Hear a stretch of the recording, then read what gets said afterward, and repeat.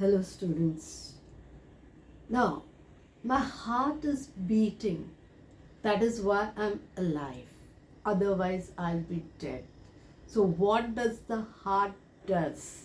It circulates the blood.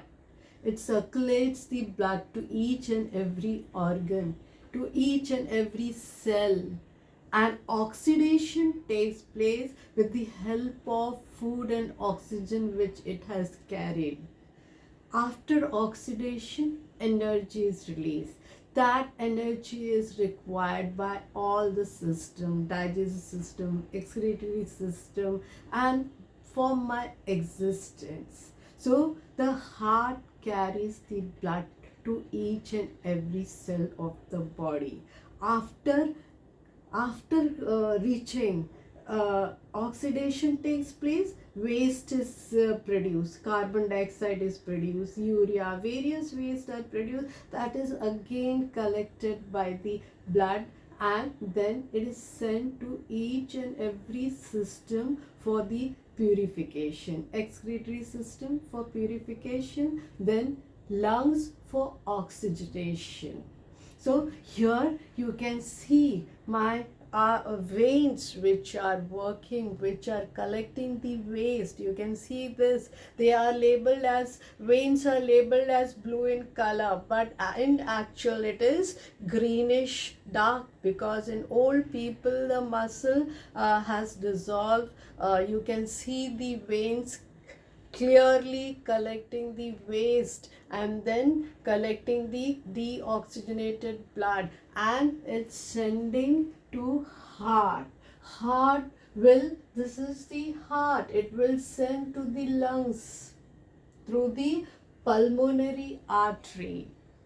It will send to the lungs for oxygenation. Oxygen will be mixing in each and every alveoli. Exchange of carbon dioxide and oxygen will take place. Here more of carbon dioxide is there, so it has to be oxygenated, and then after oxygenation it comes again into the heart.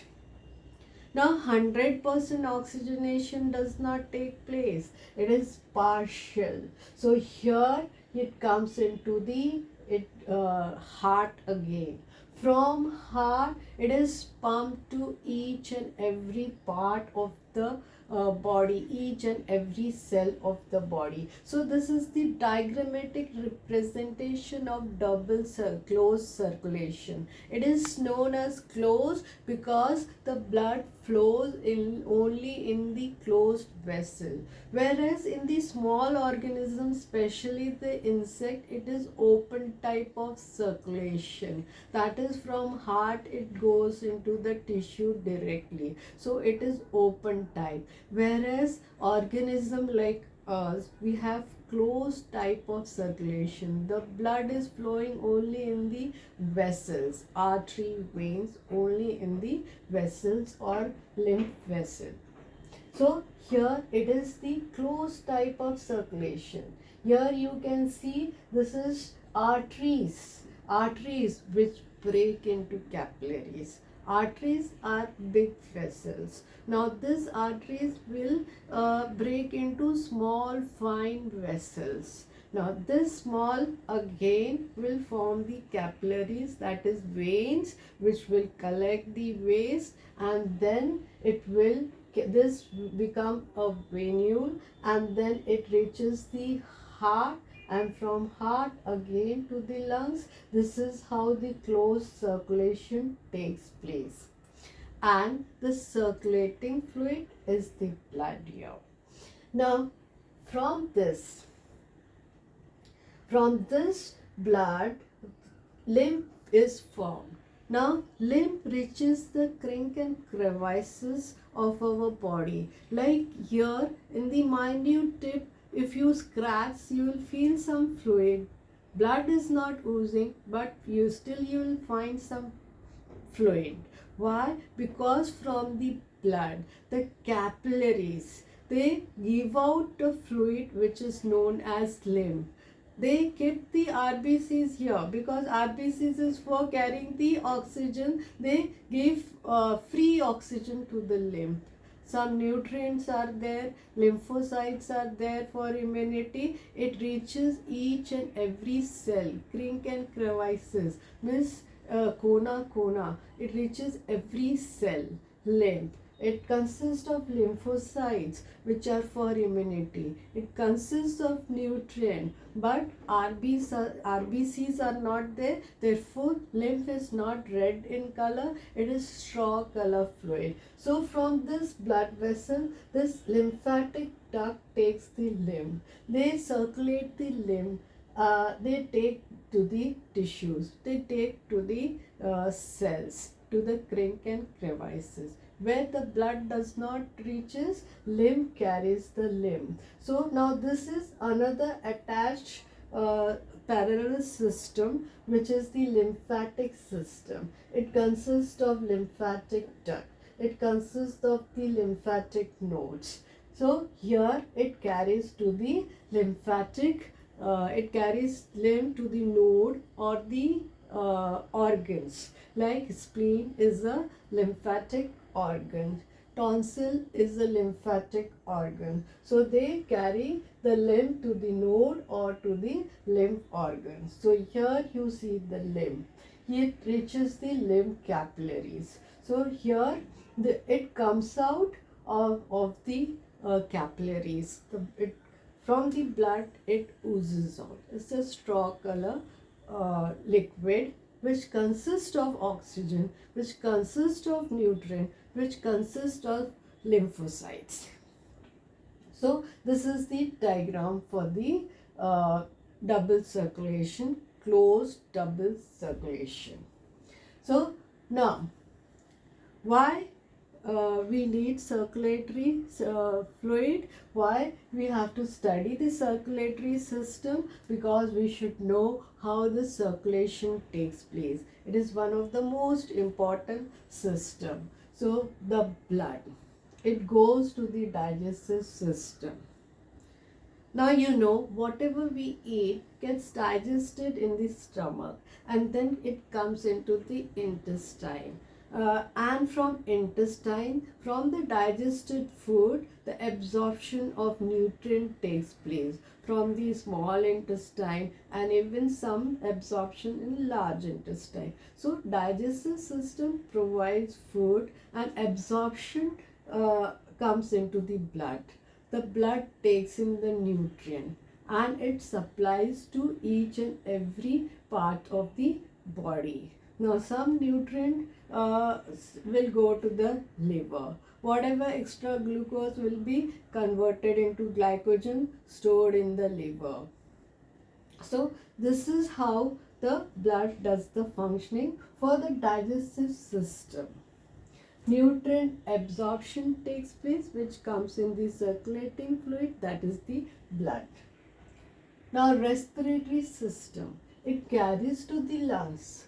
In lungs, exchange of gases takes place. Carbon dioxide is given out and oxygen is taken in by the hemoglobin, the protein which is present in the RBCs. It takes the oxygen and it supplies to each and every part of the body. So it transfers the oxygen and carbon dioxide both. So exchange continuously takes place in the lungs.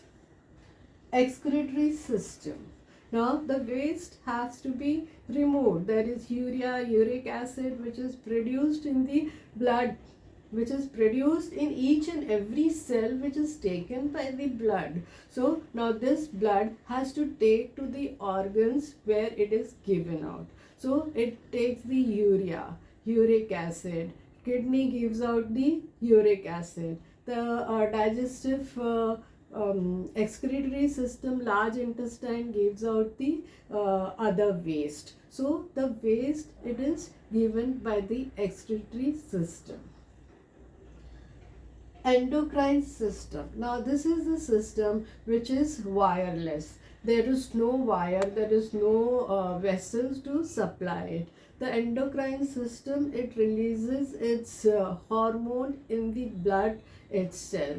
So now this blood carries these hormones in the body and it affects only the target organ.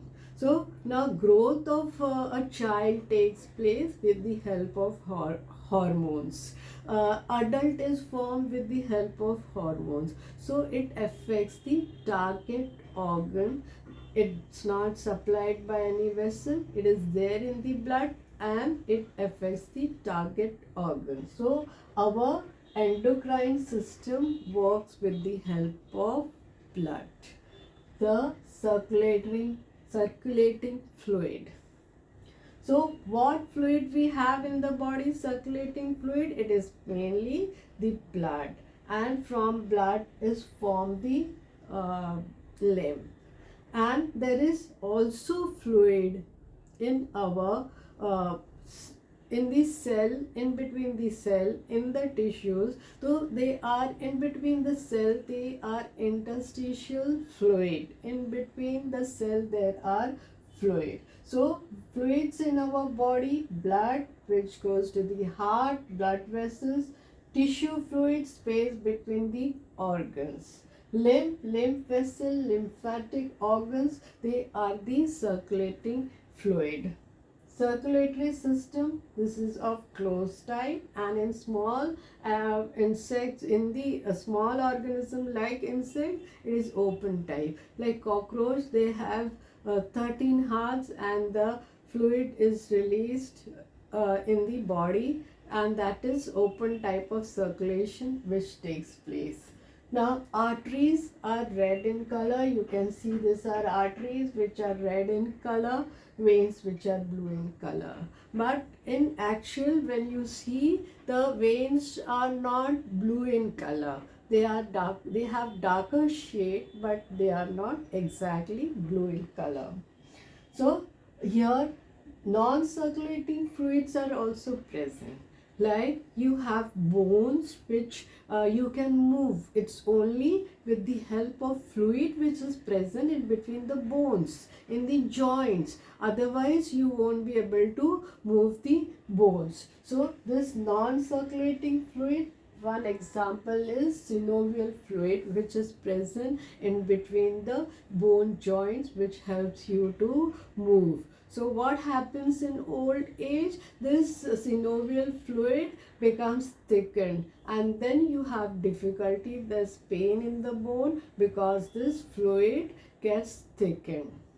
Now vitreous humor, which is present in the eye, that's non-circulating, but it is the fluid which is present in our body. So these two examples, synovial fluid and this vitreous humor, they are the example of non-circulating fluid which is present in our body.